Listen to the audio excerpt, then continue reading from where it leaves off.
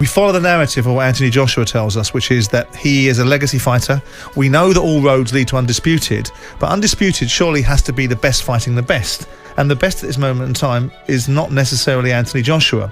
In order to become the best, to make the Fury fight as meaningful as it once was, he has to redeem himself against Alexander Usyk.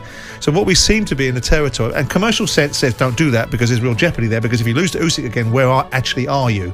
So the commercial sense overtakes the reality of what we're looking as a boxing landscape. Now, it seems to be that Anthony Joshua, with all due respect to him, is negotiating as much money as he possibly can to not fight Usyk. So for me, I think, because we've listened to Anthony talk about the fact that he is the best heavyweight, he will avenge and fight everybody.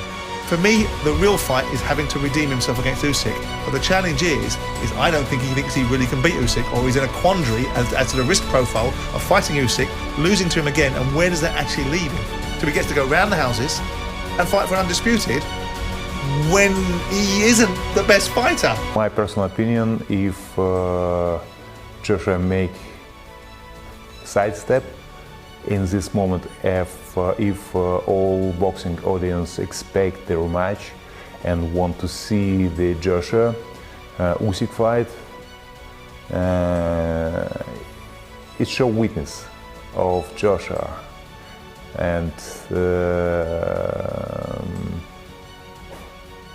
Joshua, don't do that, please.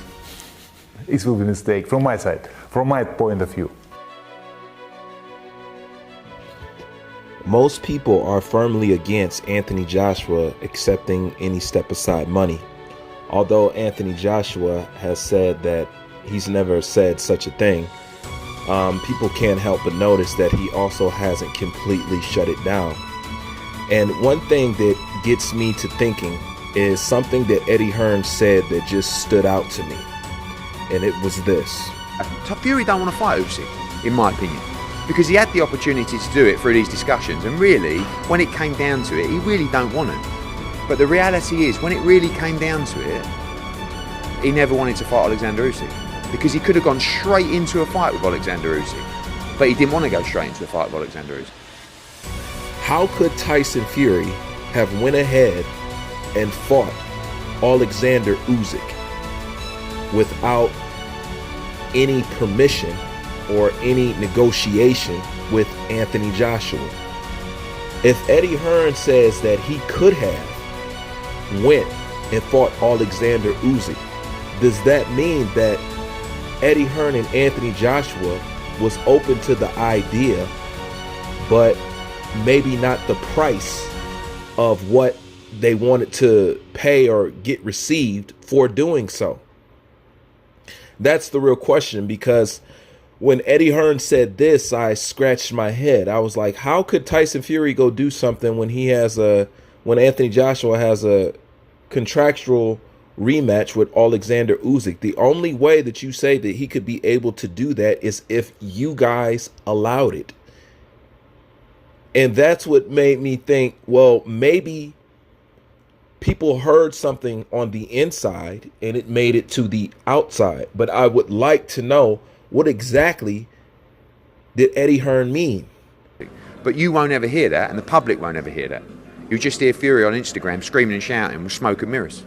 Because last time I checked, the only way he can do that is if you guys allow it. He couldn't go ahead and fight Alexander Usyk without getting the green light from Eddie Hearn and Anthony Joshua. So has Anthony Joshua been considering stepping aside? I think that he has. I think he's been going back and forth with it in his mind. And I think that there probably, well, it's not no probably, I'm more than sure that there is some doubt there that he could be able to do it. And I think he considers stepping aside to fight for Undisputed. Now, that's something that I don't condone, and most people don't, because it's not the picture or the idea of Anthony Joshua we would like to have. But in all honesty, when I thought about it, to be truthful, Anthony Joshua is kind of due for a light touch. If you think about it, since he started his career, he's been fast-tracked. He's been fighting nothing but the best. He hasn't fought any cherries or any soft touches or anything. His path to the top has been fast, has been with advanced opponents, and nothing soft. He's taken every challenge that there is out there. He's fought the top 10 heavyweights in the world. He hasn't had any light touches like Fury or like anybody else. That's why nobody has his resume. So to be honest, if he wanted to do so, he would kind of be in his rights, even though it does not look good to us.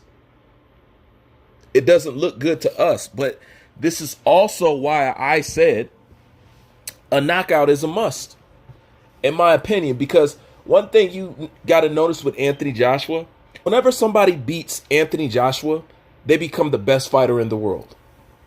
Usyk beats Anthony Joshua, best fighter in the world. Same thing happened with Andy Ruiz. Andy Ruiz beat Anthony Joshua, best heavyweight in the world. But when he went back and beat Andy Ruiz was just another fighter. Okay? Look how much they're praising Alexander Usyk. How much you want to bet he goes and beats or stops Alexander Usyk, he would just be another fighter or overhyped cruiserweight. This is the one thing that I said about credit.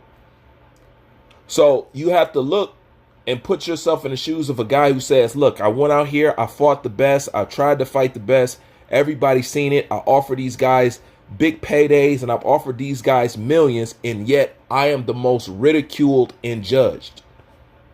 Why wouldn't I step aside and let these two fight for I can go to undisputed? I'm due for a break. That could be the mind of Anthony Joshua. And to be perfectly honest, if I was putting myself in his shoes and evaluating how I was received in boxing, I couldn't too much blame him. As a boxing fan, I don't like that at all. I don't care what's going on, and I don't care how you feel. You step back out there, you either sink or swim. But looking from that angle, I actually could understand it. You know, even though I don't like it and I don't condone it, I actually could understand it because, you know, Fury got to fight Pizzanetta, Safar Safiri. You know, those are easy touches. You know, he's been allowed to have his easy. Anthony Joshua has had no Pizzanetta or Safar Safiri or none of that. He hasn't had no fights like that. Tyson has.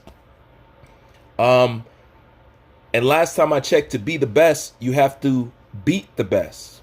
Anthony Joshua has been consistently challenging and beating the best. So that's just one of those things I had to put out there because it was on my mind. You know, while we're so quick to judge him and say that this is bullshit and I'll never look at you the same, as a boxing fans, we're totally right for having that feeling and for having that opinion.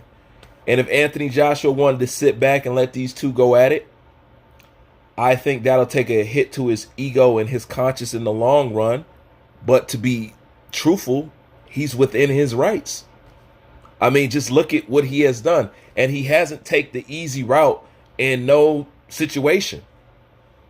He's tried to do exactly what us as boxing fans demand of a champion.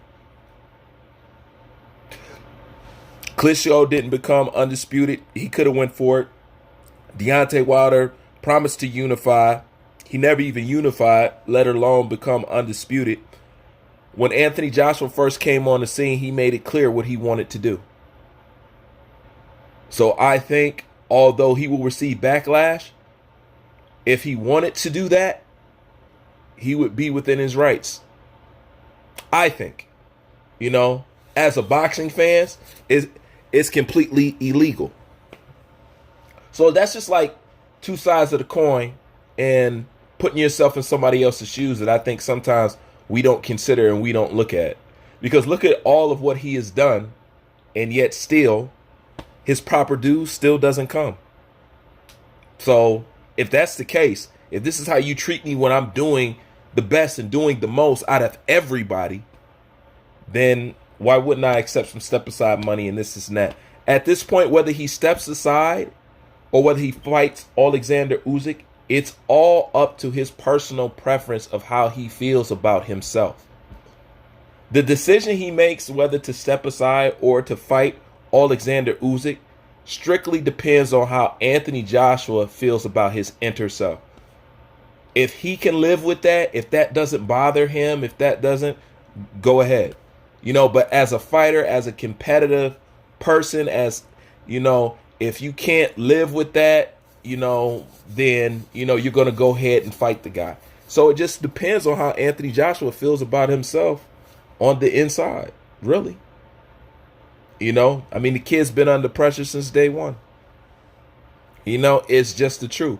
Although we don't like it as boxing fans, if I was to put myself in his shoes and just think about it, I'm talking about really think about it, I could understand it. Even though on the outside, I'll tell you that I couldn't. But we never take the time to put ourselves in other people's shoes. Anyways, that's just my thoughts on that. I'm out.